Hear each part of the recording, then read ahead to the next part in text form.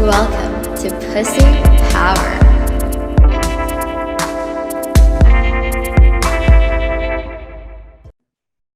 Welcome to today's episode of Pussy Power. I am so excited about today's topic because this is something that I'm super passionate about and something that, whenever my friends and I talk about this, really rally for this. This shit that we're about to talk about is incredibly life changing, not just for me, but for the people who've also gone through self healing. So I just want to make sure I cover this for everyone who's listening as much as I could. There will always be people who will think that they're not damaged, that, they are fine the way they are. And if they're not broken, why fix them? And this is something that I feel like right now as a collective, we're really getting to pay more attention to, especially with the changes around the world, with the lockdowns that have happened, with COVID, just making sure that we're cooped inside our homes.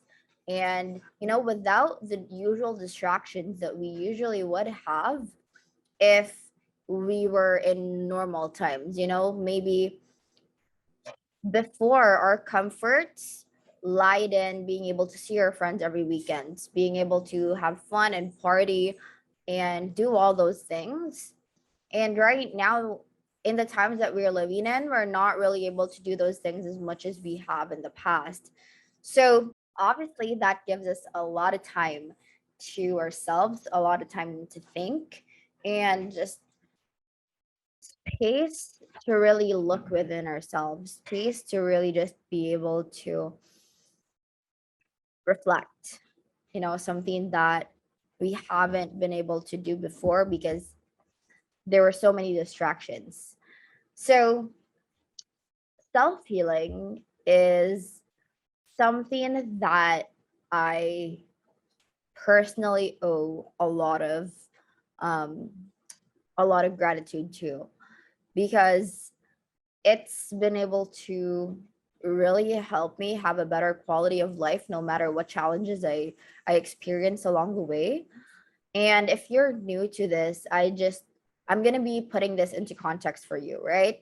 So we're going to be diving right in because there's going to be so much meat in this discussion.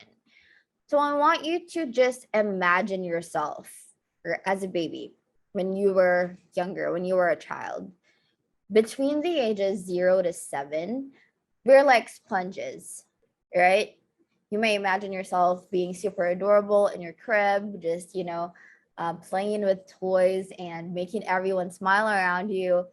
And those ages, we're super malleable and we literally soak everything in. Now, obviously around us we have adults who have their own things, who have their own lives going on as well. And in those periods of time, there a lot of the time for so many people there's always something that has been traumatizing, something that has been so impactful to them. And of course, when we're in these ages, when we're in this where we're just being, ourselves as kids, ourselves as babies, ourselves as children, we don't necessarily have the cognitive capacity to process things emotionally. We don't really have, the tools like questioning what we've seen, the tools like processing things not just from an emotional manner where we're taking things personally and trying to just make sense of them. We don't have those abilities just yet as children, right? So, if you don't already know, children are incredibly egocentric.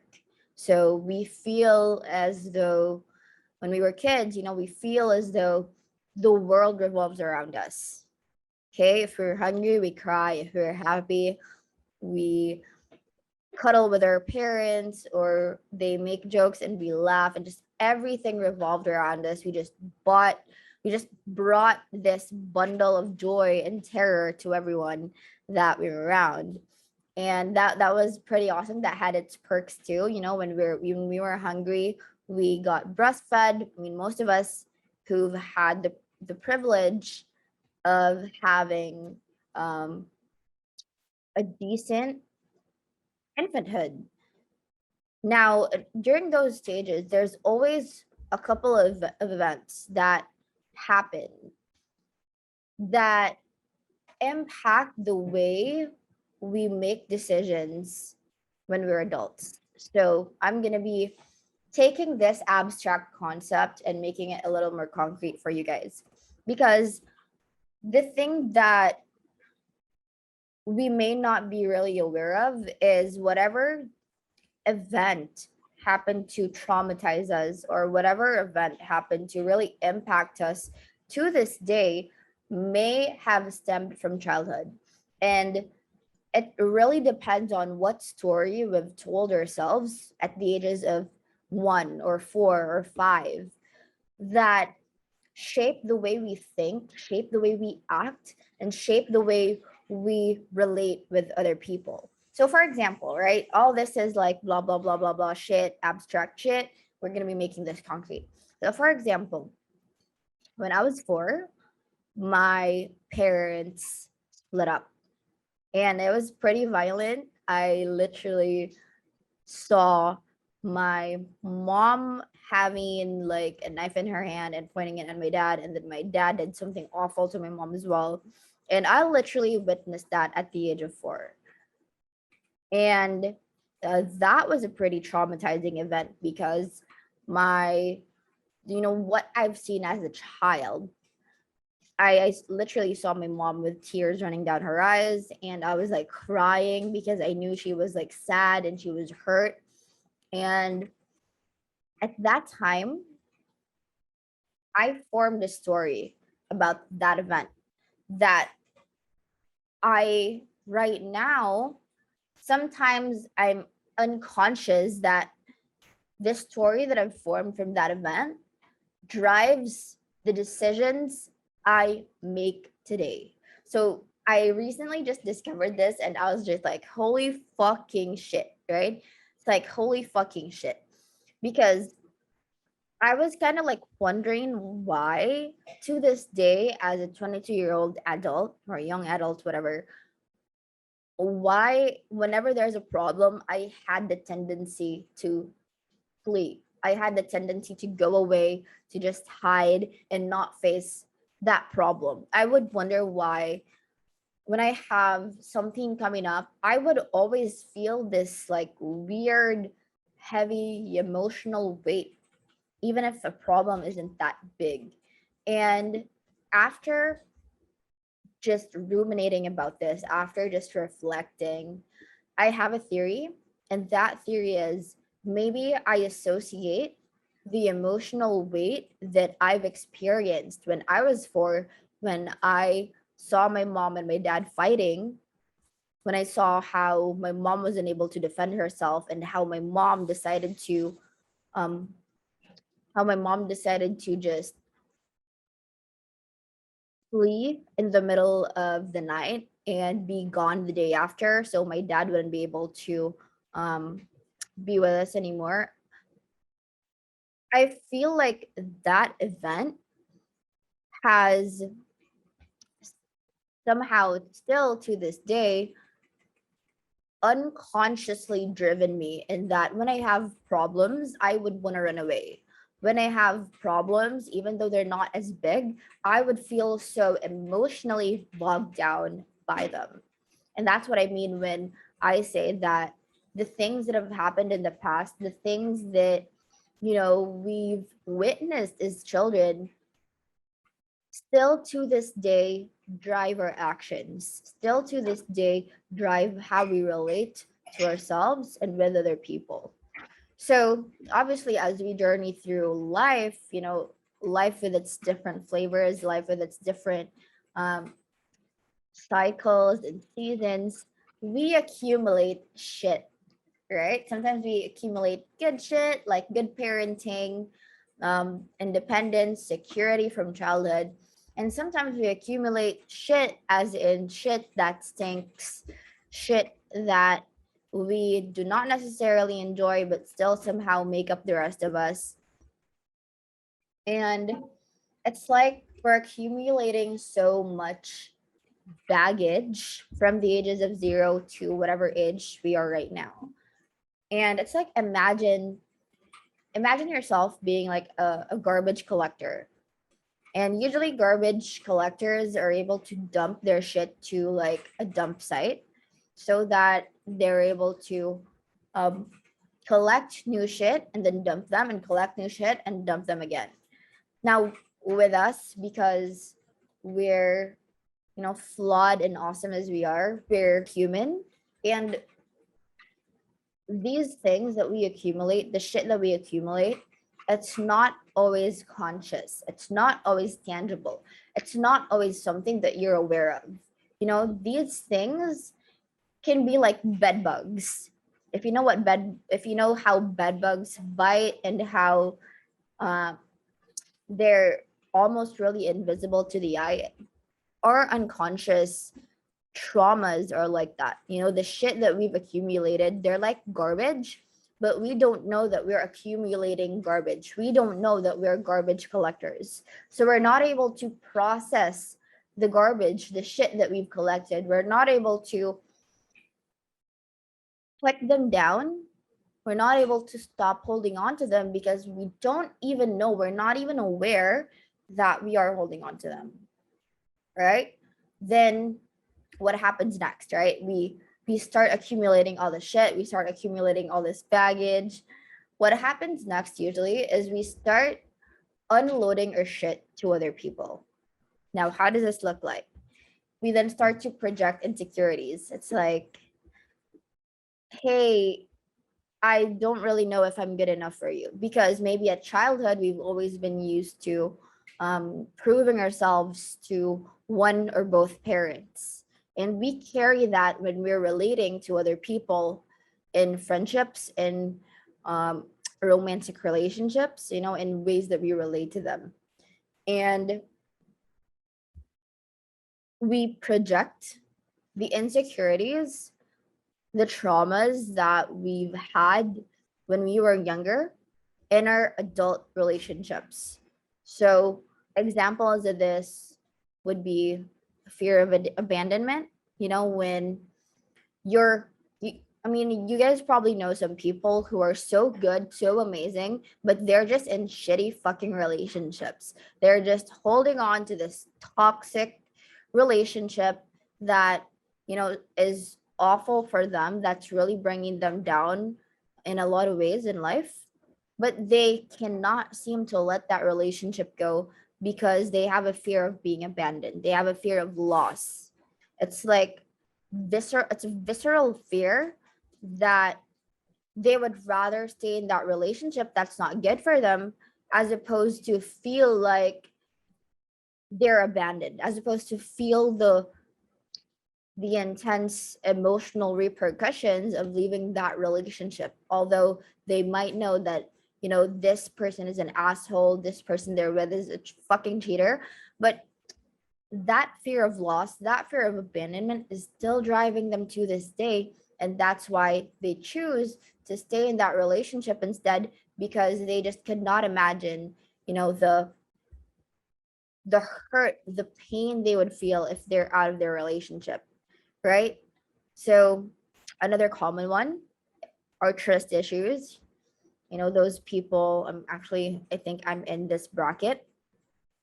People who just need to really micromanage their employees, um, look through the phone of their significant others, even though, they, because they're just freaking paranoid, right? Now, when we do this, when we unload our shit to other people, it's it's something that can start the process of decay in these relationships, even within ourselves, right? And the most common reaction that we have when we have insecurities, when we have our fears, when we have our issues, is that we push shit down and we repress the fuck out of these motherfuckers, right? And when we do this, it's actually counterproductive because the more you push it down, the more you repress things, the more you do not express your feelings, the stronger the explosion becomes when you've pushed it down so much. It has no other way to go but up, and up it goes and it explodes right in your face, right? What happens when you push a balloon down so hard it fucking explodes, right? So it's kind of like that. And especially when we're not aware, we tend to blame other people, right? And we don't have any accountability whatsoever. And what happens, because we just blame other people, it's them who's wrong. I don't have anything wrong with me. Everything that's wrong in this relationship or everything that's wrong in this situation is from that person, and I'm completely clean as an individual. What happens when we pass the blame to others is we do not take accountability for our actions. We don't take accountability for our end of the stick. And that's when we start giving our power away because we just blame them. And so if it's outside of our control because it's through other people that this happened, it's their fault. That's when we lose control. Because if it's not within our control, then how are we supposed to do anything about it? And that's where a lot of people go wrong in relating with other individuals because they just keep blaming other people. They keep blaming, you know, that Susan or Joe is a fucking liar, is a fucking cheater, somebody who's not honest, somebody who is just not right for them. And what happens a lot of the time is we fail to look in the mirror and see what parts of us have contributed to that situation. Now, I'm aware that this probably sounds a little bit abstract. We're going to be giving examples down the line. Now, I'm going to be giving you guys just personal experiences as examples, and I'm going to be completely transparent. There are times that I would literally blame other people for the things that are wrong. So, for example, in my previous agency, right, in Social on Fire, whenever there's something wrong, I would have the tendency to be pissed at like the people that I've put as managers. And when I do that, it's always obviously the other person's natural inclination is to defend themselves. Now, when I do that specifically, that's me giving my power away. In what sense, right? Because sometimes it is actually their responsibility that they've failed to do. But I'm talking about accountability and giving power away in terms of, okay, instead of focusing on what's wrong with the system that I gave them, I instead just blame them and think that they're fucking incompetent. And therefore, I gave my power away and I failed to claim the chance of improving the system, improving the things that could have been improved so that the other person could do their job better. And in romantic relationships, because romantic relationships are always, the part that everyone's interested in. I remember when I was like 18 and I found out that my pseudo ex just fucked other girls behind my back without even letting me know. I ended up blaming him. I ended up just thinking that he was just some lying cheater and he didn't fucking deserve me. I just blamed everything on him. Now, after a couple years of reflection, after a couple years of thinking about what's what really happened in that relationship? What has gone wrong? What did I fail to do that contributed to that bitter ending? And when I did that, when I did the work of reflecting, and I promise you, reflecting on your shit, looking your shit in the face is not an easy thing to do. And that's why not a lot of people do it. It's super fucking challenging. Nobody wants to look stupid. Nobody wants to look like the bad person. When I really looked at things on a granular level, I realized that I had my own faults too. Yes, I ended up blaming him. I ended up crucifying him and just thinking that he was the shittiest person, the shittiest cheater ever.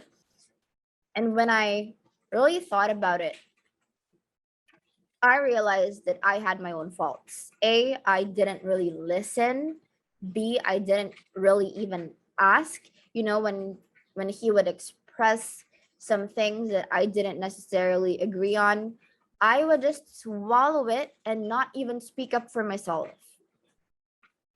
So blaming him just ended up with me giving my power away in that moment, because I did not take accountability. I did not take responsibility for the actions that I took or the actions that I failed to take that contributed to that situation. Now, this is super normal, in societies. You see so many people just pointing fingers at the other person without even taking stock of the things that they did wrong. That's why this is actually something that I observe when I'm talking to someone. If they talk shit about their ex and that's all they do, I would assume that that person is not self aware whatsoever. If they just keep talking about how that other person ruined their relationship and not even take responsibility for the things that they did wrong, I'm like, okay, I understand where you're at. I understand that, you know, you haven't really taken the time to process the shit that you did wrong that contributed to that shitty situation. Now, all of this, if we don't really start doing the work, if we don't process these things, all of this shit will end up resulting in sad emotions and messed up relationships.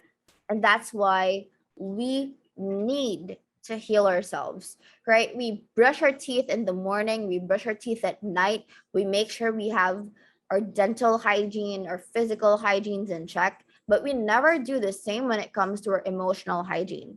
And we wonder why we keep attracting the same fucking douchebag.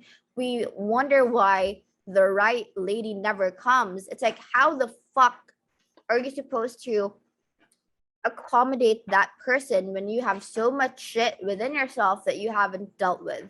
If that person did come along for you, I don't think that you would actually notice, because you just have so much shit in the way that would keep you from actually seeing if that person is right or wrong for you.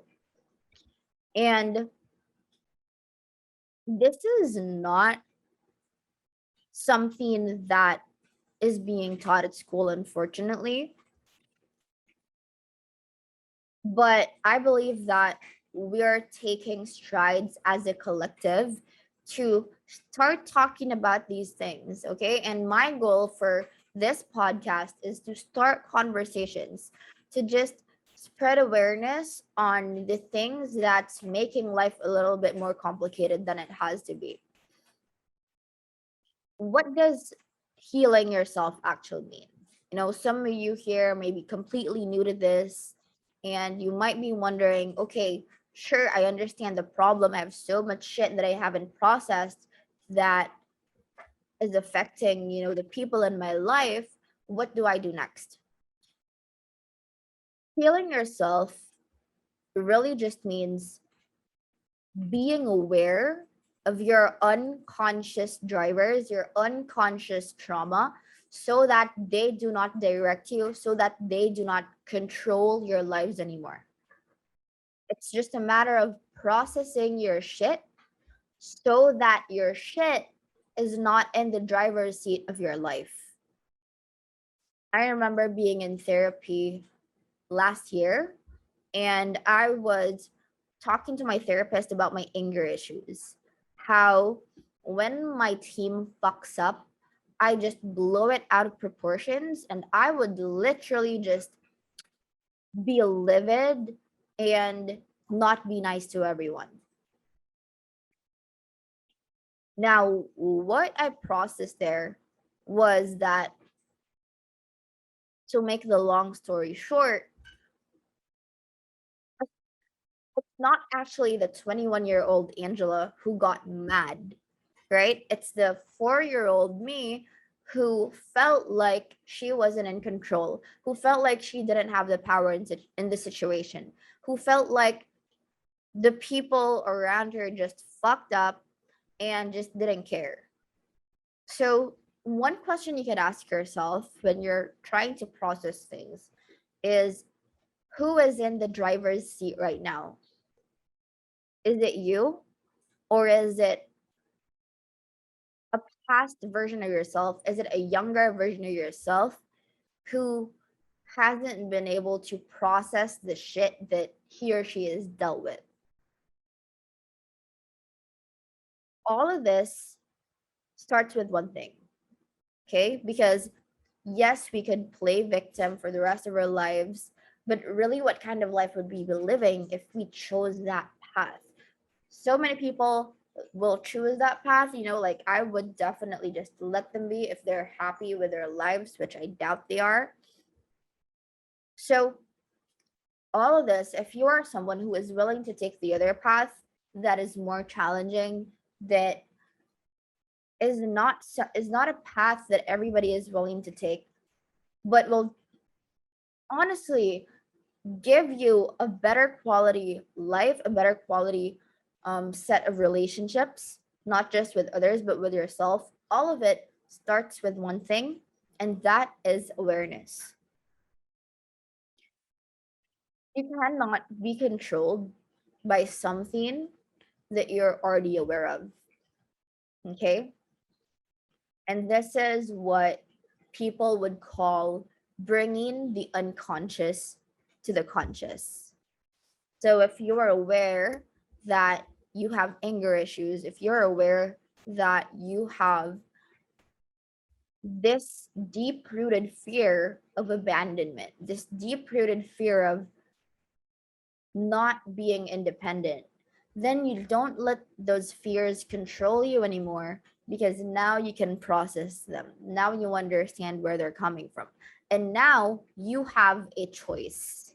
And that's the biggest difference between the other path and this path. It's that if you decide, if somehow you've attended lectures or you've listened to podcasts and you still decide to not work on yourself, you still decide to not inspect the things that are going on within you emotionally, if you still decide not to have an emotional hygiene, then you're always going to be driven by those unconscious traumas. You're always going to be driven by those things in your unconscious that you haven't processed yet. And that's when you literally do not have a choice. Because how can you have a choice when you're just blaming other people? How can you have a choice when you're reacting instead of responding? So to give this a more concrete context, I'm going to be talking about my favorite issue of mine. This is obviously something that I've processed. It's I don't think I've processed it perfectly, but I've done significant amount of work on my daddy issues. So, for example, I know a lot of women maybe some men will be able to relate to this as well. Typically, when somebody has daddy issues, they almost always end up being an achiever in one area or some areas of life. Okay. So, for example, for me, my daddy issues has contributed to me being so driven and being so hungry and being so eager to prove myself and my worth in business. Okay. Now, in that context, using those issues as a driver towards something that's positive is good, right? But let's look at the other side. What happens when your daddy issues just literally take the wheel from you and it takes control every time? This is when so many women experience fucked up relationship dynamics where they need to chase. Because as children, they had the need to prove themselves worthy of their father's love, of their father's attention. Okay, I remember obviously my parents, they separated. I remember as a kid, because I did live with my mom and I grew up with an absentee father. I remember that my dad would only be there, would only show up when I received awards at school, right? And once again, because as a teenager, I did not yet have the capacity to process this as something that was separate from me. That led to me unconsciously creating the story that I had to prove myself to earn someone's love. And it fucking manifested in some of the dynamics that I had in a couple relationships. My pseudo ex, I had to constantly prove myself to show him I was an equal. I've also experienced literally just having to chase guys and not knowing any other way. And I didn't even know that that wasn't how it was supposed to be because it felt so familiar. I remember my therapist, Laura, she would joke that, people think they're looking for the love of their lives, but what they're really looking for is their mom or their dad. So when people fall in love, they think it's falling in love, but it's really like, hey, you remind me of my dad, come over, let's have this thing, let's replay my traumas. Hey, you literally seem like my mom, let's like go over this trauma bonding thing again.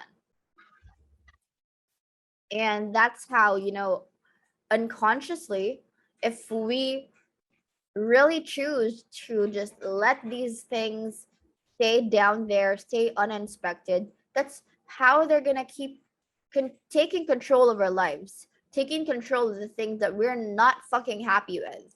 When I was chasing guys, I was not fucking happy. Like, bitch, I was miserable. And you can't change anything when you think there's nothing wrong with them. You can't change anything when you feel like that's the way it should be. When you feel like that's the status quo anyway. So it definitely took a lot of work, a lot of processing to understand that no, Angela, you're not supposed to be chasing guys. You don't need to continuously prove yourself. And like, fuck, I literally was wondering why I was repelling some of the alpha guys who got attracted to me. I was fucking repelling them with this fucking competitive nature that told me I had to prove myself.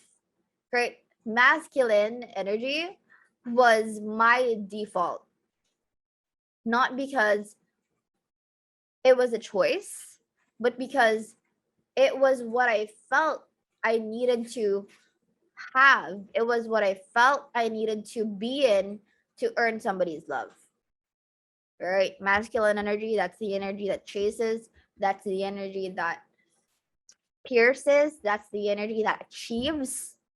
And I was in my masculine for such a long time, and I was wondering, why on earth am I repelling these guys that I'm attracted to?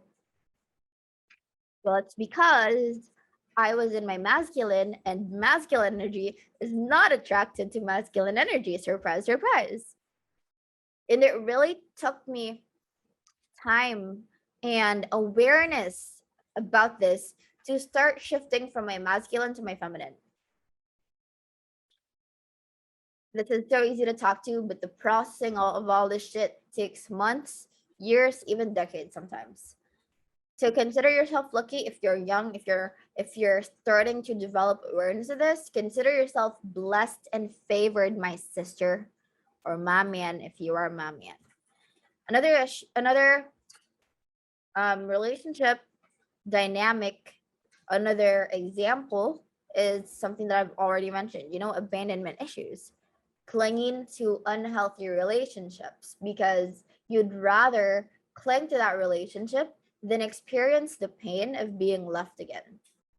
And this is something that I've observed when people tell me they've experienced one parent leaving them or one parent leaving the household. This is very common when parents decide to split up, parents decide to divorce each other, and as as children, we can't really process what's happening to them. And so we internalize things, and instead of understanding that it's an issue between mom and dad, it's the issue between the couple, we internalize it, and we think that, sometimes it's our fault that we're being abandoned, that it means we're not good enough. That's why mom or dad left. And this is super fucking subtle. You could have the most accomplished people in a room, and I promise you, all of them will have unprocessed trauma. All of them will have one or two things that's unconsciously driving them that they're not happy about. So this, my friends, is the unspoken epidemic that's really going on around the world. It's our unprocessed trauma as a fucking collective. So, what do we do about that? Right? What do we do about all this unprocessed garbage? How do we stop being unconscious garbage collectors? Because if we're gonna be garbage collectors, we might as well be fucking woke. We might as well be fucking aware that we're collecting garbage so we don't unconsciously dump our garbage to other people's dump sites. I'm gonna be giving you guys 5 habits to cultivate awareness that have definitely helped me. And these habits, some of them I've definitely spent a lot of money on. To consider yourself blessed and favored for having the shortcut. I wish I had this, when I was younger, but I guess I am also lucky that I've gotten to work on myself at this age. I literally know people who would tell me, Angela, you're so fucking lucky that you started early. I fucking envy you. And I would have 50-year-olds tell me that they're only starting to process the shit that they've accumulated for 50 years. And that is my version of a horror story. So, going back, the 5 habits to cultivate awareness. The very first one, this first one is gonna sound like a cliche, but hear me out on this. The first one is meditation. Now, what is meditation? It's simply giving yourself this space to be in the present moment. That's how I best describe meditation. Now, when you meditate, it's super simple. You don't need to complicate the shit. You can just sit down in a really comfortable position and start breathing. You can close your eyes, you can open your eyes, it's up to you. But I find that as a beginner, it's easier to close your eyes and maybe have something that's guided. So just like YouTube, 10-minute guided meditation or 5-minute guided meditation. You don't have to meditate for 20 minutes or 30 minutes or an hour like monks. All you need to do is give yourself that space, that period of time where you're just with yourself. You're not distracted. You're not staring at your phone. So, if you're a beginner to meditation, I definitely recommend just looking up 5-minute or 10-minute guided meditation on YouTube. That's how I started, 4 years ago. The results are not going to be instant. It's going to be gradual, but I promise you, the awareness and the introspection, the insights that you're going to be getting, the peace that you're going to be getting as you meditate, those things are fucking priceless. And best thing is meditation is free. You can do it for literally just 5 minutes if you're incredibly busy, and it's gonna slowly but surely help you out in just getting your shit together or even just going throughout your day. The next one is one of my favorites, and this is journaling. I literally have tens of notebooks since 2017. And what I found is when I journal, I would literally have insights that just popped out of nowhere. And I would have realizations. I would have, it's like self paced coaching where not only do you see your progress, the things that you've processed, but you're also able to write things down. If you're mad, you're able to express yourself in a way that you may not be able to if you're not doing it on a piece of paper. So I don't want to limit you guys. It's not just pen and paper journaling that you could do. You could also record yourself and just talk, whether that's through video or audio, that depends on you. But for me, definitely my go-to is pen and my journal. That's my favorite. I'm freaking traditional in that way. Now, this is not going to be a journaling tutorial. If you guys want more info on how I journal, make sure you request for that by emailing me. Send me a message. It's angela@pussypower.live. So let me know if you want journaling tips, and I'm going to be creating episodes that detail how I do it. The next one is something that I do not every day anymore, but whenever I do it, it definitely centers me, as cliche as that sounds. This third one is my one of my favorites as well, obviously. It's yoga. And I remember it was December 2020 when I started trying this out. I just did it because I was bored and I wanted to, try out yoga, and I've never done it before. I've been doing it for 2 years now. And it's just something that, when you're doing that fucking downward dog, when you're raising your hands, it just literally is a quick way to center yourself and to just give you the peace that might elude you throughout the day. Whenever I do yoga, I'm definitely able to breathe a little more deeply. I'm able to just have peaceful insights. It's definitely better to experience these things. And once again, if you're a beginner, you can just YouTube yoga for beginners. The channel that I would recommend is Boho Beautiful. She has beginners yoga.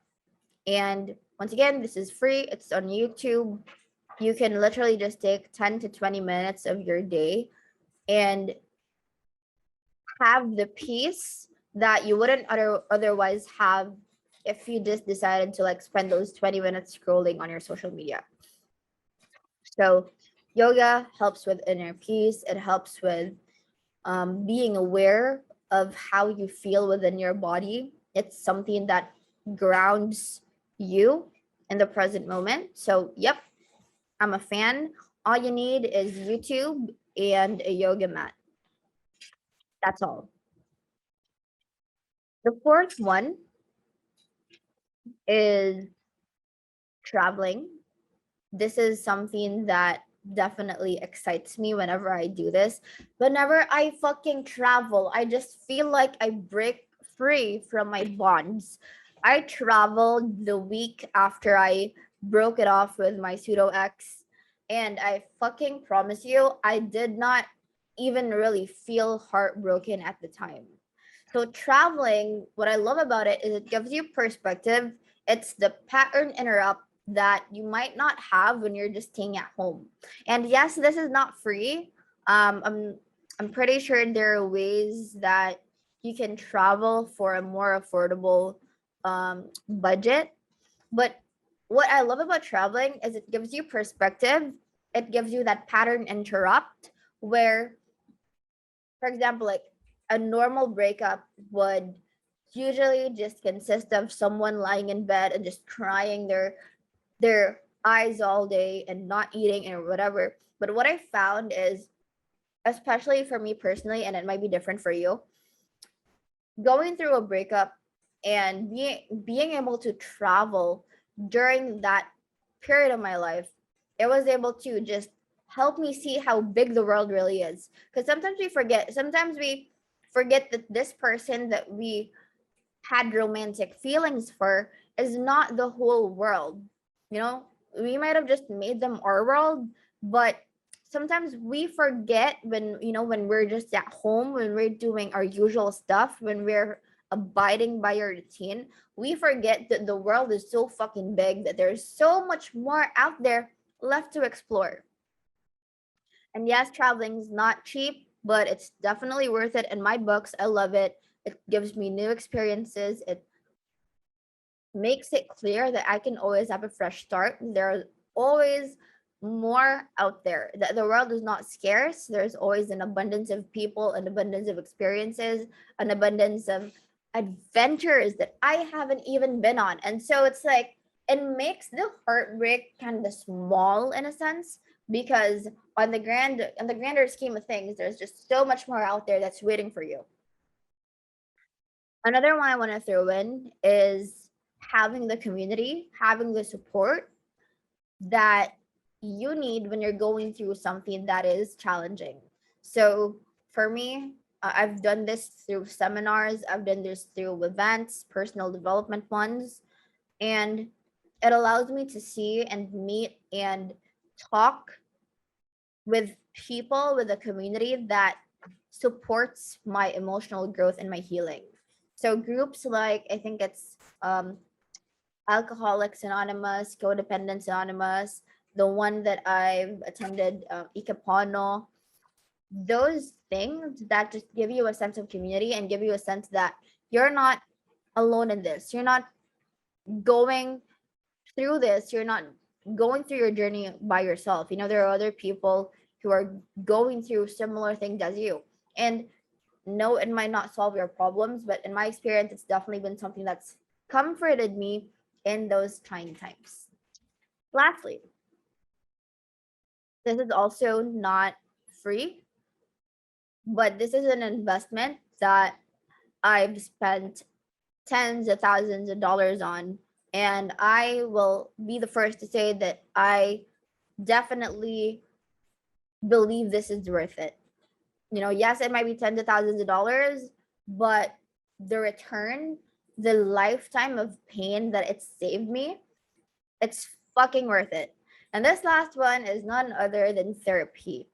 And I've gone through like the traditional therapy with an actual fucking therapist, and a therapy that has to do with like healing holistically. And both have their own merits. But the one thing that I've really done for like over a year is energetic healing. And this is through my coach. Sarah, she's definitely helped me a lot in terms of subconscious processing and unconscious healing. Okay. What I find is I think I believe I've done years and years and years of work through her mode of therapy. And I feel like it saved me time because traditional therapy, it's it's conscious processing.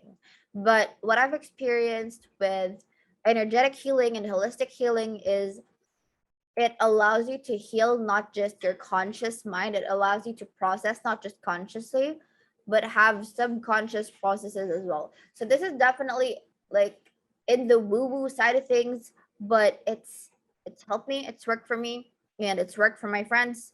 So that's what I can say about it. Love it. I'm a fan of therapy, and I'm so grateful for the things that Sarah has helped me out with. This is really one of the coolest things. I remember one of my friends told me that she wasn't really a believer of the subconscious blah blah blah at first, but when she experienced it personally, her digestion has improved dramatically. I think she told me that she would like poop black shit or something like that because there was something wrong with her digestion, something wrong with the way she processed stress. And literally after the first session she had with Sarah, after she's done some subconscious shit and subconscious healing, her digestion just dramatically improved, and I don't think she's pooping black shit anymore.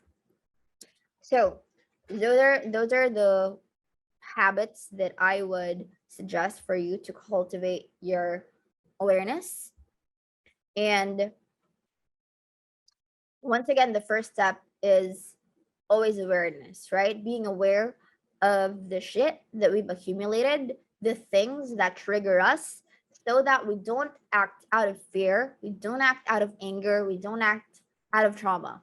We're aware that yes, this is something that triggers me, so that you can respond instead of react. Because there's a world of a difference that could happen between the moment that we could have chosen what to do. And I'm going to be differentiating what responding and what reacting is. So, reacting, this is what literally 99% of the world does. Reacting is being a slave to your emotions. So, it's kind of like saying, oh, I did this. I shot this guy because I was so mad. He provoked me. And once again, that's blaming the external. It's not taking accountability for your actions, and it's giving your power away. Responding, on the other hand, is being aware that you have the choice to choose what to do next. Instead of saying, I did this because I was mad and this person provoked me, instead you say, yes, I'm mad, but I'm choosing to be the better person, so I'm not taking revenge. It's owning responsibility for your actions. It's knowing that you have a choice, that you're not a victim to your emotions. You know, it's like either you rule your emotions or they rule you. So, as as results of self healing, some of the benefits that you can um, experience is first and foremost accountability, owning responsibility for yourself, not blaming others, and not giving your power away. Accountability is when you take your power back. Accountability is saying, okay, I don't particularly like the situation, but I can do something about it so that it doesn't happen again. Okay. It's reflecting, it's looking at yourself, it's looking at your shit and be like, holy shit, that's a lot of shit. That's stinky shit, but I'm owning it and I'm not going to let this take control of my life. Okay. And of course, with all that work, you're also going to be able to develop the ability to communicate better and to respond instead of react. Okay. So when you're triggered, you're aware that you're triggered and you don't blame the other person. You own up to what's happening inside of you. so you can ask for the support and the help you need from the people around you. And through this life, a lot of people say that you can't take your money with you when you die, and that your relationships, the quality of your relationships will determine the quality of your life. What more can one person ask for than peace and joy in this lifetime? So, folks, I hope you enjoyed this episode. I definitely enjoyed talking about this. And if you have any questions, if you have any more things that you want me to talk about, once again, make sure to email me at angela@pussypower.live. All right, guys, I hope you enjoyed this, and I will see you on our next episode.